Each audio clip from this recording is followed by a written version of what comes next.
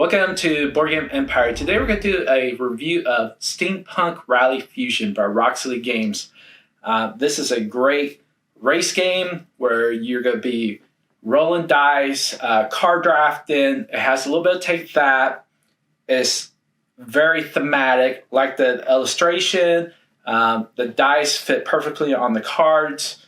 There's many different options and things you can do in the game. It doesn't have really that much of an analysis paralysis because it does. The rules are simple enough where it could be taught in 5 to 6 minutes. Has great progression throughout the game, and so we're just going to jump right into the review. So for the rules, I'm going to give it a 5 out of 5. Great rule book, well illustrated. It has the components, the overview. It also has the setup, optional setup. It has the how to play, draft phase, and so pretty much it's well illustrated. It also has the quick reference in the back. There are 2 player aids that are provided, or 1 player aid. Yeah, I think they're both the same. And so this is the one that's the front, one's the back. So each player could have one. The illustrations are kind of easy to understand. There's also some information on if you're playing the pretty much beginner game that we illustrated in the playthrough. So here you have like the attach random tiles and finish line and end tile. Add boost cards, vent, phase, and simultaneous turns. So pretty much once you get to here, you're able to do many different things. So everything is pretty easy to learn, and it's well explained on the cards and also on the board. So 5 out of 5. Component quality, I'm gonna give it like 5 out of 5. The cards are good quality. They could be a little bit better, but the boards are nice and thick. Like the dials, they're easy to turn, and they don't turn. They're like perfect amount, not too hard to turn, not too easy where it just keeps turning by itself. Like the metal cogs that come with the Steampunk Rally Fusion, and it's the Fusion one. I think the Steampunk Rally, I think you have to get the Kickstarter version to get the metal cogs. I'm not sure. And then the dice are nicely made. The peeps are easy to see. Didn't have any troubles with any of the peeps. Just the white part not being there. So good quality control. The cards are nice. So pretty much everything we used was just well illustrated and good quality. So 5 out of 5 in the components. For the experience, I'm going to give it 5 out of 5. Great experience. We really like this game. We really enjoy the racing aspect of the game. And it's very competitive. Just my wife and I came to find out we really like racing games, especially with many options and a little bit of take that. And we love dice rolling games. So this kind of blended everything in a mix that we really enjoyed. And we also like the progression of building your machines and being able to do different things. This is probably one of the best progression games that we've experienced because you're building literally a machine and you're able to do more and more different things.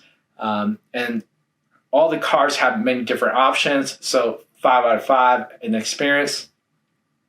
So for the mechanics, 5 out of 5. Really like the mechanics of this game.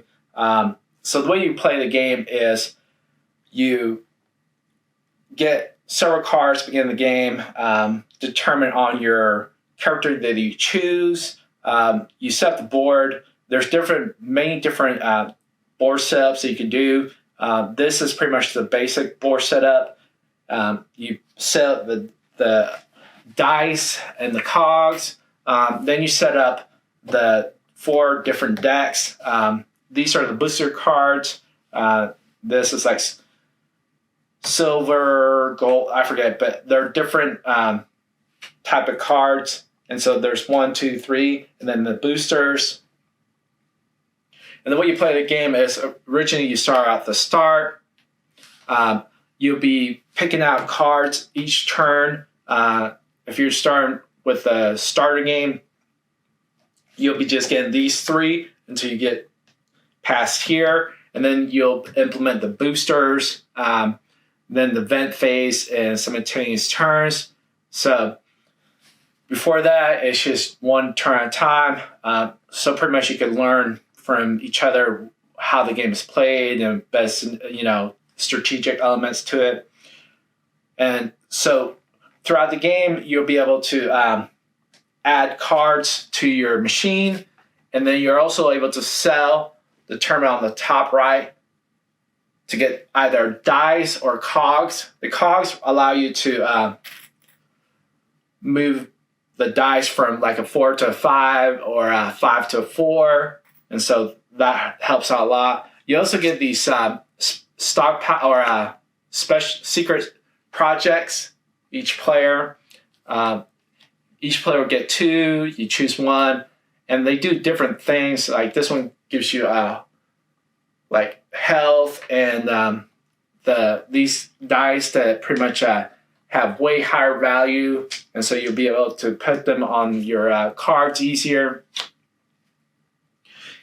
And then the cards themselves a lot of them are so different. Some will provide health, some will provide dice, some provide where you can remove the dice. Like here, you can remove the dice.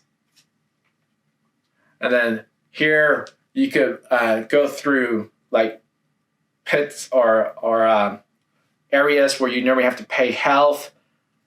You could do a smooth move, or you could move 3 moves, but then you won't have that smooth move and you actually take damage. So there's many different things that the cards do and provide.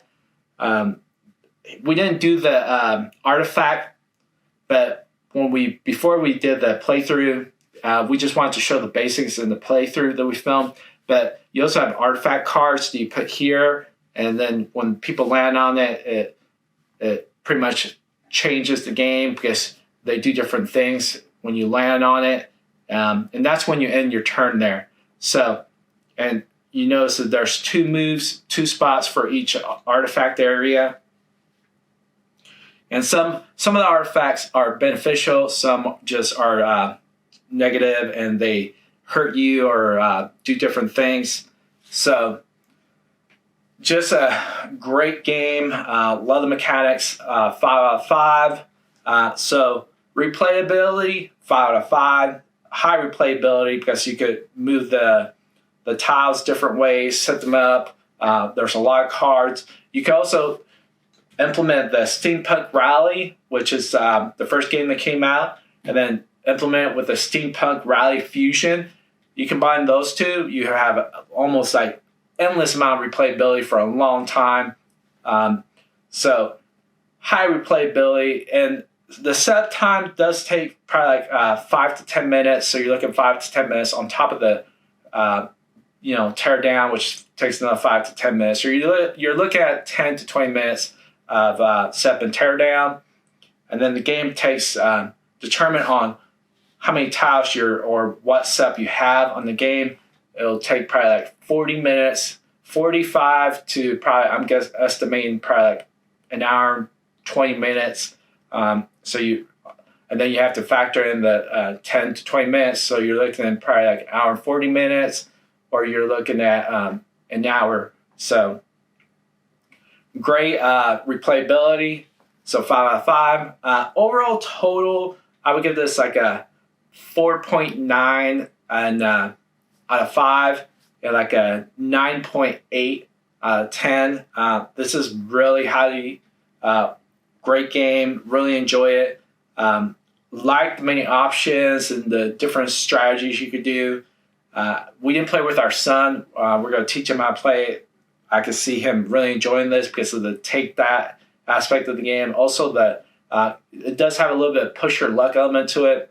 When you're trying to go through the the road pretty much as fast as you can, and you can be taking a lot of damage. Oh, and also if you take a lot of damage, you kind of explode, and then you only get to keep your cockpit. So there's just so much to this game that anyone who enjoys kind of like a meaty game with a race element to it, especially if you like dice rolling, car drafting, progression, everything, this is definitely a good game to get. Love the illustrations. So 4.8 out of 5. What did I say? Like 9.8 out of 10. Really like this game. If you like this video, please subscribe. Social media is down below in the description. I'm going to provide a link where to buy the game. And we'll see you in the next video.